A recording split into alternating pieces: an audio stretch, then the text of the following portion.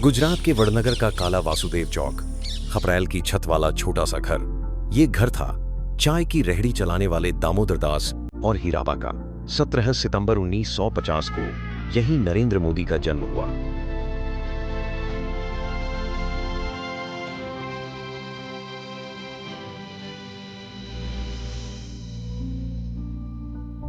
दामोदर दास, हीराबा, उनके 5 बेटे और एक बेटी, एक कमरे में कुल 8 लोगों का परिवार रहता था। तेज बारिश में छत जगह जगह टपकने लगती। हीराबा रिस रहे पानी के नीचे बर्तन लगाती जाती। नरेंद्र अपनी मां को परेशान देख उनकी मदद को दौड़ पड़ते। दामोदर दास की चाय की दुकान रेलवे स्टेशन के बाहर थी। नरेंद्र अक्सर वहां भी पिता का हाथ बटाते। इतनी सी आमदनी में परिवार का गुजारा संभव नहीं था, इसलिए हीराबा आसपास के घरों में बर्तन धोती, मजदूरी करती। अब जब हम छोटे थे तो हमारा गुजारा करने के लिए वे अड़ोस पड़ोस के घरों में बर्तन साफ करना, पानी भरना, मजदूरी करना।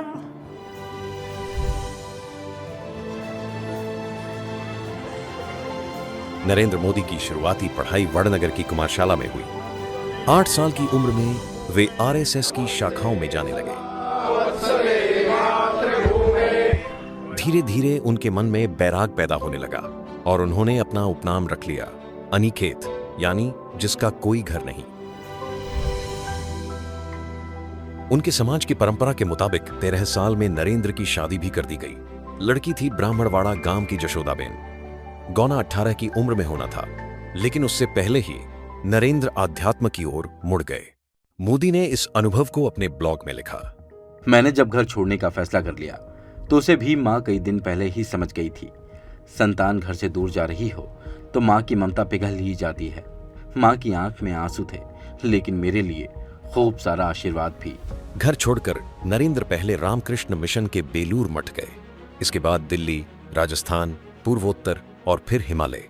सबसे ज्यादा समय उन्होंने गढ़वाल के गरुड़ चट्टी में बिताया। करीब 2 साल बाद मोदी वापस वडनगर लौटे, लेकिन महज 17 दिनों में फिर घर छोड़ दिया।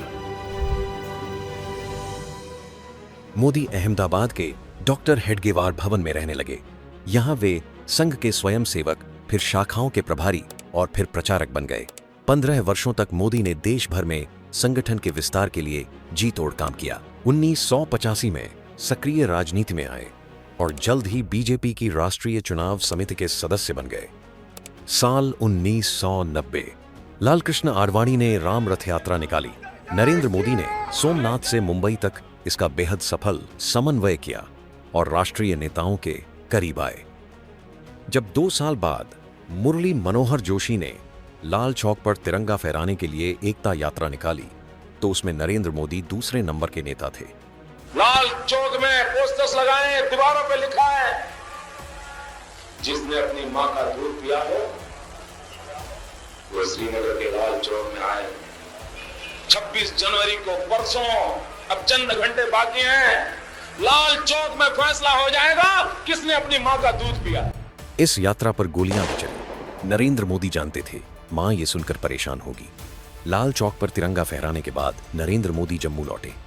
जम्मू से मेरा पहला फोन मेरी माँ को किया। मेरे लिए वो एक खुशी की पल थी और दूसरा मन में था कि माँ को चिंता होती होगी कि ये गोलियां चली है और ये कहाँ गया है। तो मुझे याद है कि मैंने पहला फोन माँ को किया था। मुझे उस फोन का महात्म्य आज समझ आता है।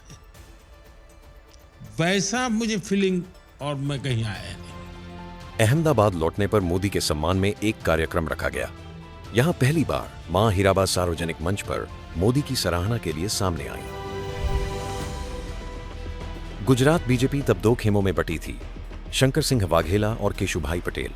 केशुभाई को मोदी अपना राजनीतिक गुरु मानते थे। 1995 में दोनों खेमों में खींचतान मची। पार्टी आलाकमान ने मोदी को दिल्ली बुला लिया और राष्ट्रीय सचिव बनाया। अगले कुछ साल तक नरेंद्र मोदी ने दिल्ली में रहकर काम किया।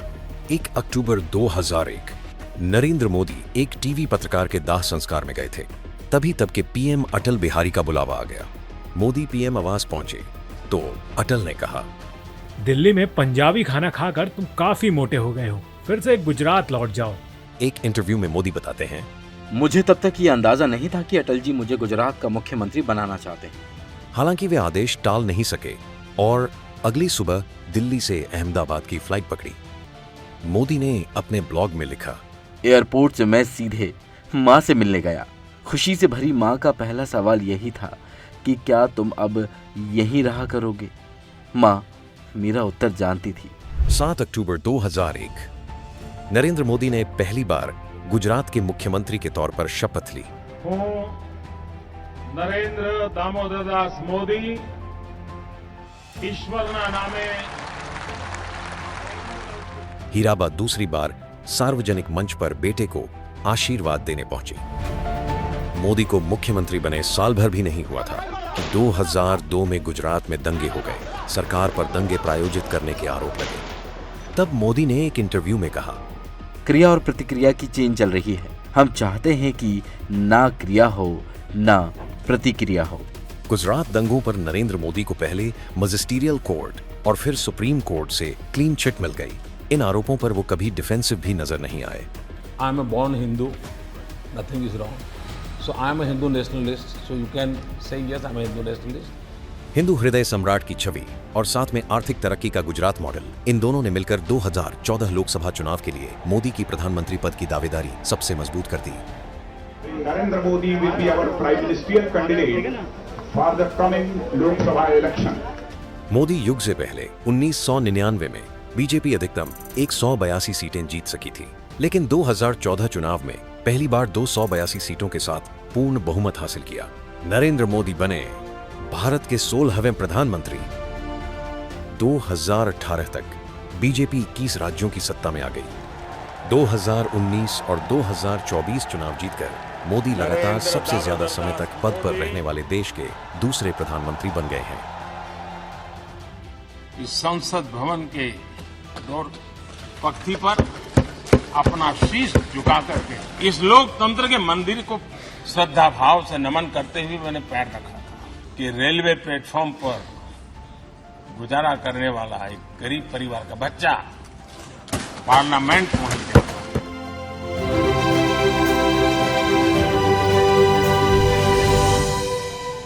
मोदी के पहली बार प्रधानमंत्री बनने के बाद हीराबा प्रधानमंत्री आवास आईं।